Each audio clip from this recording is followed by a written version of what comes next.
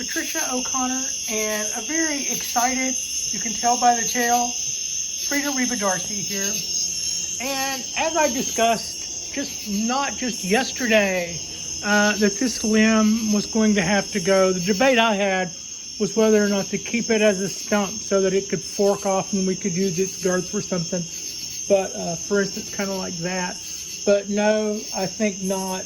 I pruned it back flush. And I know I promised that I was going to show you a video where I was going to, like over the shoulder or something, work on a tree. But that one will be, and there's a nice look at our twilight. That one is going to be that oak that you can see through the window, and we're still giving it a few days. But since I took that off, I went, that's a pretty heavy, that's a kind of a heavy change in itself. But that still leaves a lot of problems. In the early going, this tree got named Log, as some of you from the beginning might remember. And I named it Log because that's pretty much what it looked like. It didn't have a lot of branches, and what it did have were elbows. For instance, like this. Now, in this case, this side died. I don't know why it died. It might have been that it didn't like I don't know exactly. It could have been it got some pests, or it could have been that it didn't like the wire job that Patricia did. So that is an elbow, but that one was also, I think that side might have been dead when I got it.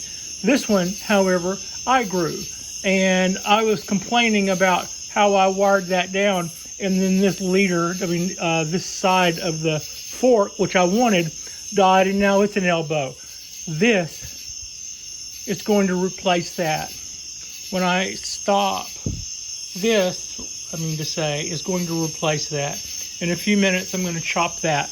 I am going to do away with these elbows and utilize some of our new, fresh choices. This guy, however, it kind of is an elbow, but it gave me some ramification here, and both of those sides have flushed out. This vein has flushed out. This vein or twig has flushed out. This one has not, but I do. Am I showing it to you? It looks like a piece of wire. You can't even see the thing in there. Focus, focus, focus. It has tiny little nodules on it, so I'm not going to do anything with that.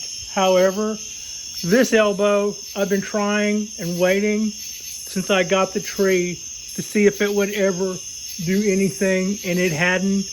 As far as balance, it just comes out with more kind of broomy stuff. So it'll go. This one behind it will go. This one will stay because it's acting at least like a branch and not like a body part, which is what I'm saying. It's elbows. And about the only branch in the year that I've grown that did what I wanted it to do without a lot of problems was this one. I did actually grow this one, and it forked off, and then it forked off, and then it's got that one I can do more stuff with. So that can stay.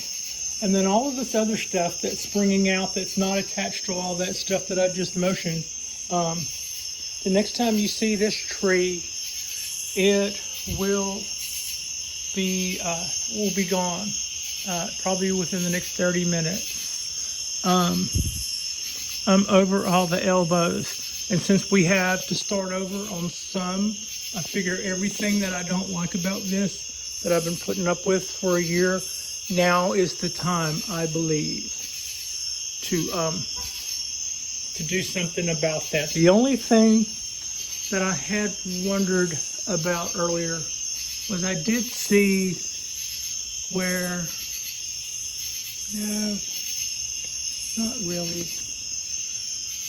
I was thinking that I might try to do something more. Yeah, I don't think so. I'm tired of all these elbows everywhere. I want branches to come out and then make 2, and then 2 make 4, and then 4 make, and do ramification like like we all know to do. It's not that complicated, but we have a lot of old half-dead parts here, and some of it I've given a year, not a couple, I haven't had it a couple of years, I've had it about 1.5 years, and some of these limbs I have given 1.5 years to see if they would meet me halfway, and the desire to get them to balance out. So yeah, that's what's going to happen there. But meanwhile, I will put paste over this guy, I will put paste over that guy, I will clip and paste that, I will clip and paste that, and then we'll let everything else flush back out for a minute and get a little bit more size to it, and then we'll put some wire and some shape into it. I'm not going to wire a whole bunch because I keep saying that I'm going to do a tree clip and grow, and but I do like putting a little bit of motion into the limbs. I'm happy with the motion that I put into some of them, just not many of them on this, and I need to pay more attention to my gauge of wire and how long it's going to be able to hang out. This is the one where you can't underwire it because it'll straighten it out really quick. And if you overwire it at the wrong time, it'll grow too fast and hurt itself. Meanwhile, here we are, Alameda, California, at dusk. And just about the time I turned on the camera, I saw a sparkle up there in the sky. It was like something so small it couldn't be seen.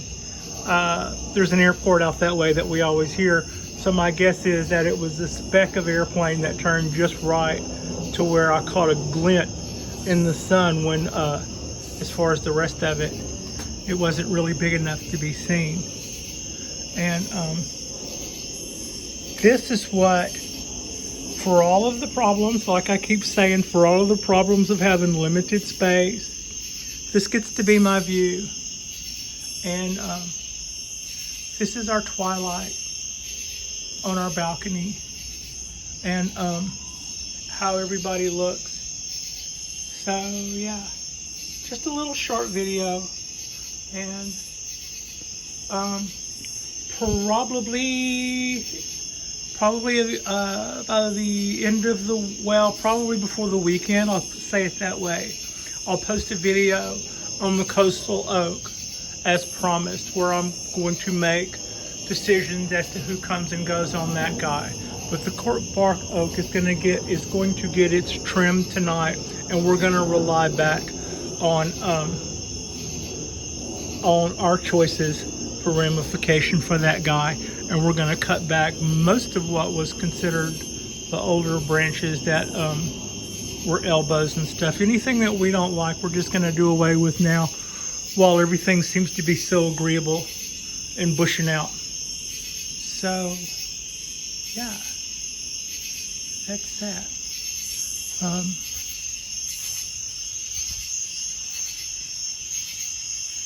Yeah, thanks for watching. Like and subscribe.